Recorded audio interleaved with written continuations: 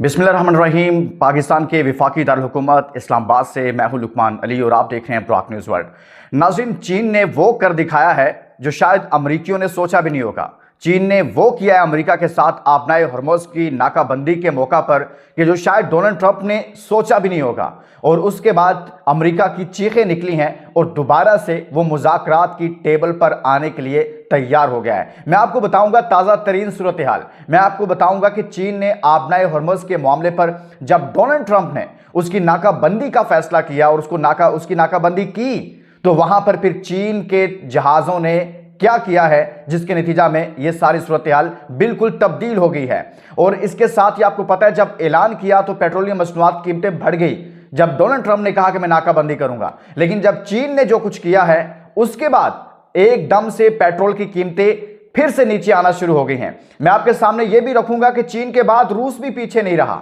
मैं आपको इसमें बहुत सारी 4 से 5 बड़ी खबरें दूंगा आबनाए हॉर्मुज़ और ईरान अमेरिका इस जंग से मुतलिक कि ये जंग कहां से होकर कहां जा रही है। फिर इसके साथ साथ पाकिस्तान से मुतलिक बताऊंगा, पाकिस्तान के वजीर आजम सऊदी अरब पहुंच रहे हैं और सऊदी अरब का King Faisal airbase Pakistan army और एयरफोर्स के हवाले कर दिया गया। ये खबरें गर्दिश कर रही हैं, काफी दिनों से कर रही हैं। कभी किसी बेस का नाम आ रहा है, कभी किसी बेस का नाम आ रहा है। और ये बेसिस जो हैं वो मुल्क जिसने सबको तंग किया हुआ है, ये पाकिस्तान की फोर्सेस, यानी कि इस लिहाज से यूं कहिए कि सऊदी अरब में पहुंच गई हैं और सऊदी अरब और उस मुल्क का फासला फिर कम रह जाता है। तो ये उस बदमाश को अब सोचने का, उसके भी सोचने का वक्त आ गया है। मैं आपको बताता हूं इस जंग से मुतल्लिक कुछ आपको हेडलाइंस देता हूं और फिर आपके सामने पूरी डिटेल रखता हूं। आपने एक एक खबर को सुनना है कि चीन ने इसमें क्या कमाल किया है। जब पाकिस्तान और इंडिया की जंग हुई थी तो चीन ने क्या किया था, और जब ईरान अमेरिका की जंग हुई है और हो रही है, इसमें चीन घर बैठे कैसे किरदार अदा कर रहा है। और चीनी नेवी इस वक्त क्या आबनाए हॉर्मुज़ में मौजूद है, जिसकी वजह से अमरीकियों को खौफ लाहक हुआ है और तबाही फिरी है। ये पूरी खबर आप सुनिएगा और एक एक चीज आपको बताता हूं। सबसे पहले हेडलाइन सुन ले। अमेरिका और ईरान के दरमियान अगले चंद रोज में दोबारा मुज़ाकरात का मरहला शुरू होगा और ये मुज़ाकरात फिर से इस्लामाबाद में होने के इम्कानात हैं। 22 अप्रैल से पहले ये दूसरा मरहला होगा। हम तैयार हैं, मुज़ाकरात का दूसरा दौर हो तो पाकिस्तान हमारी तरजीह है, ईरान ऐसा कह रहा है।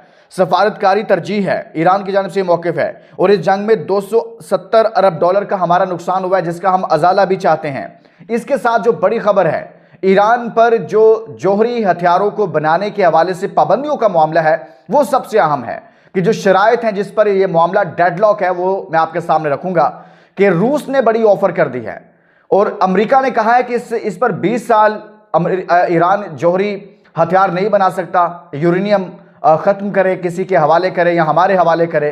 और दूसरा, ईरान कह रहा है कि मैं सिर्फ 5 साल के लिए ऐसा करने के लिए तैयार हूं, इससे ज्यादा नहीं। मैं इसकी डिटेल भी आपको दे देता हूं। चीन ने अमेरिकी नाकाबंदी गैर जिम्मेदार करार दी है और इसको तोड़कर रख दिया है। चीन को हथियार फराहम करने की खबरें, चीन के ईरान को हथियार फराहम करने की खबरें, मगर चीन ने इसकी तरदीद कर दी है। यह है असल चीज जो मैं आपको कहानी बता रहा हूं। डेडलॉक अमेरिका 20 साल, ये मैंने आपको बता दिया।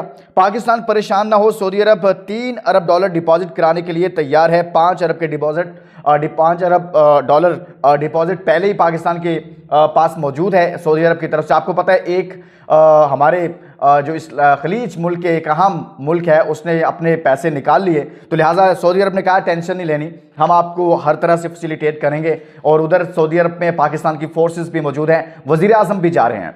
अब एक अहम नुक्ता आप सुनिएगा जो मैं आपको बताने लगा हूं कि चीन का जो जहाज है, चीन का एक जहाज गुजरा है उस नाकाबंदी के बाद जहां से ये सारा मामला आगे निकला है। आपको पता है ट्रंप ने कहा मैं नाकाबंदी कर रहा हूं, लेकिन एक कमेंट दोस्तों मैं आपका भी चाहता हूं। जो लोग ये समझते हैं कि आबनाए हॉर्मुज़ को ईरान ने अमेरिका को इस जंग में टेबल टॉक पर लाने के लिए सही फैसला किया कि उस पर कंट्रोल हासिल किया, वो लिखेंगे यस स्ट्रेट ऑफ हॉर्मुज़। जो समझते हैं कि गलत कर रहा है ईरान, वो लिखेंगे नो स्टेट ऑफ हॉर्मुज़। तो आपने कमेंट्स में पार्टिसिपेट करना है। नए दोस्त चैनल जरूर सब्सक्राइब करें। और जो लोग ये समझते हैं कि अमेरिका ये जंग हार चुका है, कम से कम वो इस चैनल को जरूर सब्सक्राइब करें। यहां आपको बहुत सारी इनसाइड स्टोरी मिलेंगी। अब देखिए, जो मैंने आगाज में बताया, चीन जो है उसका एक जहाज है दी रिच टेरी, उसने आबनाए हॉर्मुज़ जो है वहां से वो गुजरा है और खलीज से बाहर निकला है।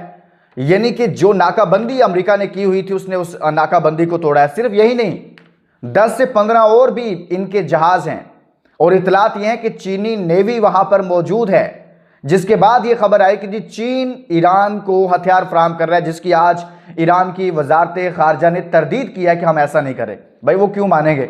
और आपको मैं एक मिसाल देता हूं, आप सुनिएगा, अगर आप मुझे गौर से सुनेगा आपको मजा आएगा।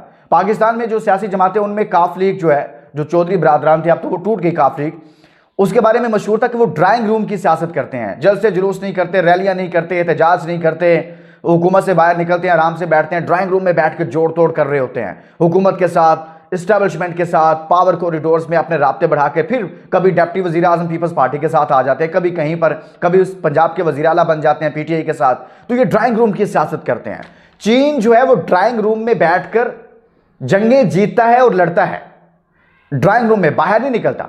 चीन ड्राइंग रूम में बैठकर जंगें लड़ता है और जीतता है। ये एक डिफरेंट पिक्चर है जो चीन इस वक्त दुनिया में पेश कर रहा है। आपको पता है 9-10 मई को पाकिस्तान ने जो इंडिया के साथ किया, चीन ने उसमें बड़ा रोल प्ले किया, उनकी टेक्नोलॉजी भी इस्तेमाल हुई और चीखें निकल गई भारत की। अब यहां पर भी कहा यह जा रहा है कि ये ऐसा हो रहा है। फिर आज उनकी वजारत खारजा ने बाकायदा तरदीद की, भाई हम ऐसा नहीं कर रहे। ये तो उन्होंने कहना ही था कि हम नहीं कर रहे, बाकी आप सब समझदार हैं सुनने वाले। तो लिहाजा चाइना ने पहले भी कहा था कि गैर मुल्की नेवल फोर्सेस अपनी हद में रहें, और अब फिर चाइना ने कहा है कि भाई गैर मुल्की नेवल फोर्सेस, गैर मुल्की कौन सी नेवल फोर्सेस हैं? अमेरिका की फोर्सेस हैं, आपना है हॉर्मोज पर। उसने कहा अपनी हद में रहें, अपनी हदबंदी में रहें, दोबारा से उनकी जानिब से कहा गया है। दूसरी दोस्तों जो खबर है वो King Faisal airbase Pakistan army और एयरफोर्स के हवाले, ये मैंने आपको बताया, और ये इत्तलात हैं, मुसद्दिका खबर नहीं है, कोई इसको वेरीफाई नहीं कर रहा। लेकिन आपको पता है पाकिस्तान में कोर कमांडर्स कॉन्फ्रेंस भी हुई थी जब ईरान ने सऊदी अरब पर अटैक किया था, कुछ हमले किए थे, तो बड़ा सख्त मौक़िफ़ दिया गया था। पाकिस्तान, ईरान के, सऊदी अरब का आपस में मुआहदा है, तो लिहाजा ये भी एक चीज़ है कि पाकिस्तान की फोर्सेस और पाकिस्तान इस वक्त पूरी तरह से खलीज में मौजूद है और दुनिया के अंदर अपना रोल प्ले कर रहा है। एक तो अमन के लिए रोल प्ले कर रहा है कि पीस प्रोसेस हो, जो मुज़ाकरात हैं उसके लिए, और एक दूसरी तरफ भी अपना रोल प्ले कर रहा है।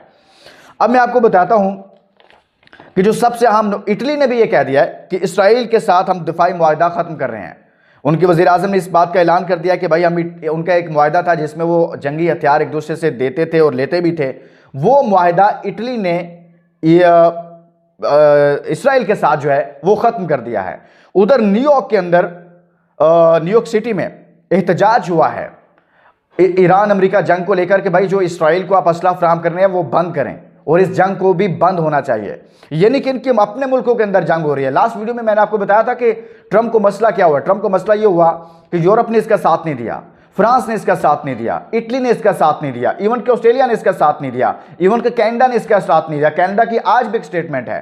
फ्रांस इस हवाले से बहुत ज़्यादा एक्टिव नज़र आ रहा है, और यूके जो हर लम्हा इसके साथ होता है वो इसके साथ नज़र नहीं आ रहा। और यूके की आज भी स्टेटमेंट है इस हवाले से कि वो दीगर ममालिक के साथ मिलकर कुछ बात करना चाहता है। उसने ईरानी लीडरशिप से भी राब्ता किया है, रूस ने ईरानी लीडरशिप से राब्ता किया है, और रूस ने यह भी ऑफर किया है अजराई के मुताबिक कि अगर अमेरिका उस पर ज़्यादा दबाव डाल रहा है कि आप जोहरी हथियार ना बनाएं और यूरेनियम जो है वो हमारे हवाले कर दें, तो उसने कहा कि आप ये हमारे पास रख सकते हैं। लेकिन ईरानी क़यादत ने अभी तक इस पर फैसला नहीं किया, और ईरान जो है वो रूस के भी बहुत करीब है।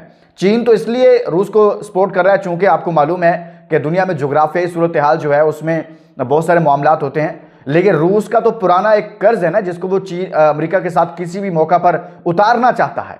तो लिहाजा रूस का भी राब्ता हुआ है ईरानी लीडरशिप के साथ। तो अमेरिका यहां पर तनहा है।